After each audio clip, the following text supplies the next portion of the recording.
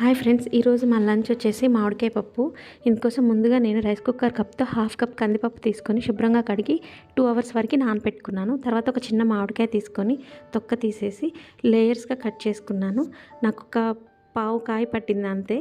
తర్వాత stove on చేసి cooker పెట్టుకొని కడిగి పెట్టుకున్న కందిపప్పు, తురుముకున్న మామిడికాయ, అలాగే చిటికెడు పసుపు వేసి ఒక 5 విజిల్లు వచ్చే వరకు ఉడికించుకున్నాను.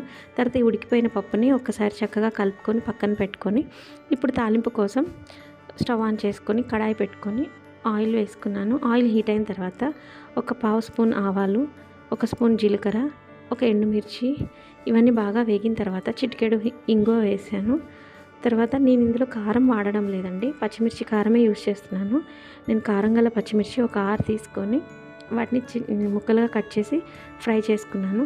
తాలింపు అంతా చక్కగా ఫ్రై అయిన తర్వాత ఉడికించి పక్కన పెట్టుకున్న కందిపప్పు వేసి అలాగే అందులో రుచికి సరిపడా సాల్ట్ వేసి కొన్ని వాటర్ వేసి ఒక 5 మినిట్స్ వరకు నేను లో ఫ్లేమ్లోనే ఉడికించుకున్నాను. అంతే, ఎంతో టేస్టీగా ఉండే మామిడికాయ పప్పు రెడీ.